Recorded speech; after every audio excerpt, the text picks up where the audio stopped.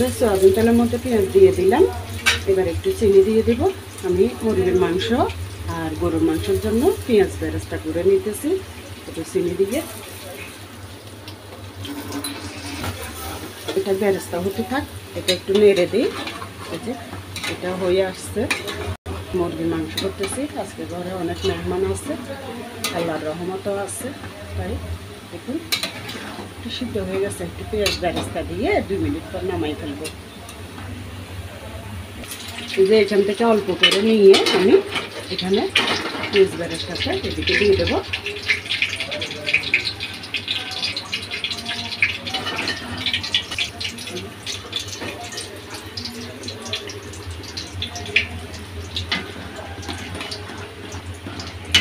এবার গরুর মাংসটা আর আলুটা দিয়ে দেবো, একটু বাগার দিয়ে দেবো।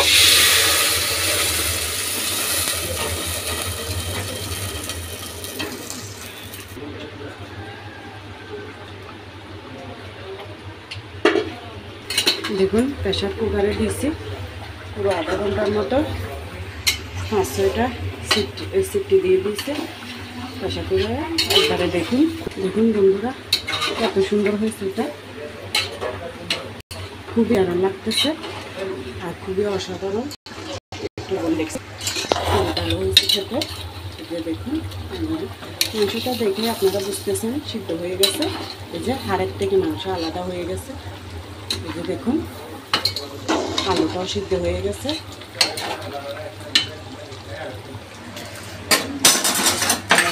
এবার এটাও হয়ে গেছে, ব্যাস এটুকুর মধ্যে রাখবো। আরও অন্যান্য অনেক রকমের তরকারিও আছে, ডিম সিদ্ধ আছে। এই যে এখানে একটু দেখো ডিম সিদ্ধ আছে।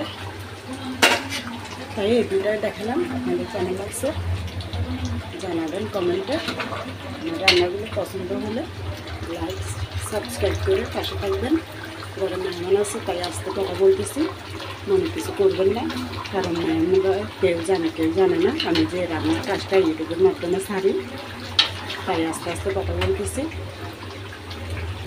দেখুন বন্ধুরা মুরগি মাংসটা হয়ে গেছে, দুইটা রান্নাই অসাধারণ হয়েছে। লবণ দেখছি আর এটা তো আরও ভালো হয়েছে মাংসটা। আপনারা জানেন আলু দিয়ে গরুর মাংস রান্না এমনিতে খুবই মজা হয়। দেখুন অনেক হয়েছে।